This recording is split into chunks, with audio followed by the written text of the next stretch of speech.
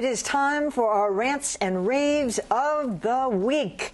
And I'm starting with Dan, and what do you have, rant or rave? I have a rave for the Associated Press and also the Washington Post for an absolutely remarkable story that went up today, reporting on Robert Levinson, who was a retired FBI agent who disappeared in Iran, supposedly while on a private business trip back in 2007. It turns out that Levinson was an operative for the CIA, and you might think that this is something that should not be disclosed, and in fact the AP had held off from disclosing it for 3 years. But as it turns out, it's reached a point where the information we're learning is that this was a result of a complete management breakdown within the CIA. Heads have rolled, people have been fired. You had people who never should have been involved in covert operations running this operation. It's very clear that Iran has known for quite some time. Well, then why did the AP hold it for 3 years? Well, you know, they were asked repeatedly to hold it, and they finally said enough is enough, we're going to release this. And I think the time had come. Certainly Levinson's family released a statement right after. They had nothing negative to say about the AP. Their criticism was directed toward the government. All right. Marjorie, what do you got? Well, I've got a rave. I was watching Morning Joe, as I like to do some mornings. It's all about politics. And yesterday I was watching, and Mika Brzezinski, who gets pushed around by Joe Scarborough all the time, finally, I thought, stood up to him, and I just loved it. We're going to play a little piece of it now.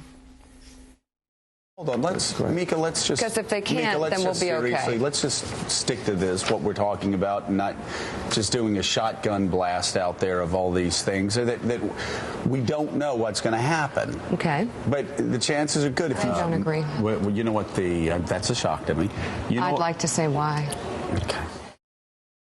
And then she says, I'd like to finish. She interrupts her midway. Well, I talked to Callie Crossley about this, and you are the expert on the Mika-Joe Scarborough situation. You actually accosted Joe Scarborough for constantly demeaning this woman. Condescending. No, he is. And I had an occasion to run into him several years ago before it even got as bad as it is. And I said, you know, this bantering that you have and the kind of stuff you throw at Mika, I don't really appreciate. I watch the show every day. What is that about? And his answer, she plays into it. I cannot disagree. I'm annoyed with her about some of the stuff that goes on there. I want her to just, when they start doing it, just stop talking. Yeah, just stop talking. She's a really smart woman. You know. She's very capable. I don't know why she does put up with this. Well, maybe she's going to... I like it, though. I'm going to start watching. All right, what do you got? I have a rave, though a measured one, because you recall many months ago we talked about the firing of the Chicago Sun-Times photographers. I'm sorry, Chicago Tribune photographers. And there was a whole, you know, we don't need them anymore. They can, you know, everybody's taking a picture, blah, blah, blah.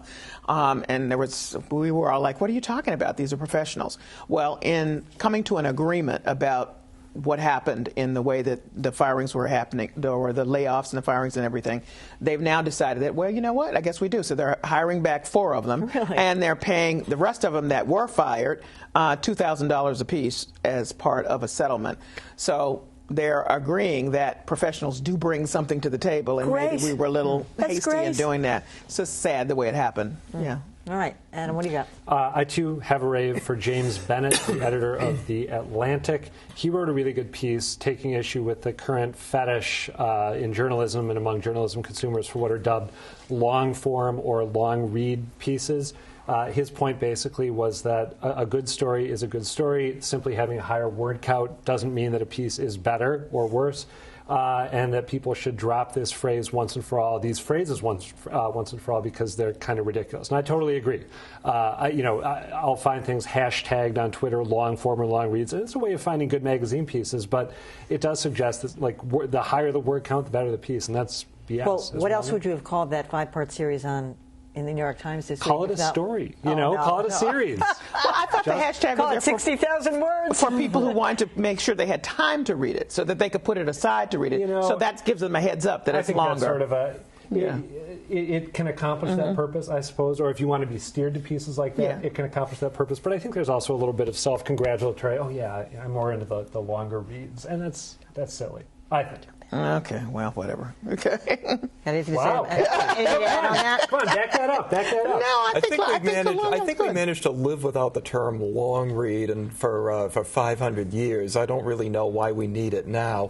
I just think that James Bennett could have done better if he hadn't taken 4,500 words to put down the phrase long That's read. right. That's Get a good point. All right, this is really boring this week, you guys. We all have raves. I know. Oh, sorry. Yeah, no, Can you say something Well, I have nasty? measured Say one. something nasty. Usually, I'm usually the one who comes up with I try to work on my anger. Yeah. I've got a rave also, this time for Boston University. They are thrilled with themselves, the Communication and Journalism Department. They've hired David Carr, the media guru, really, for the New York Times and all things kind of cool.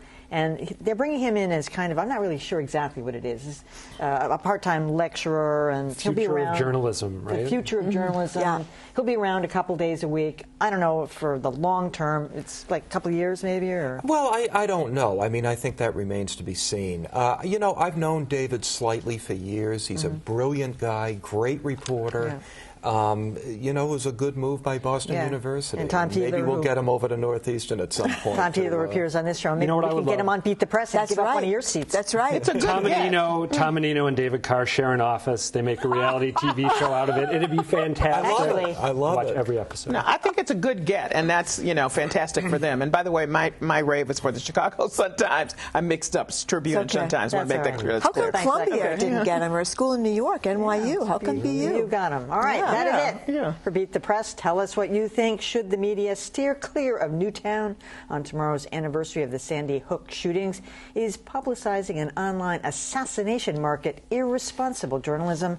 Weigh in at beatthepress.org. And join us Monday for Greater Boston. Homeowners along New England's coastline are working hard to protect their property from Mother Nature. It was a wake-up call for us to realize that we were lucky that Sandy took a left-hand turn instead of coming all the way into Boston. We'll dig into how a scarcity of sand is compounding the problem of coastal erosion Monday on Greater Boston. I'm Emily Rooney. Thanks for watching.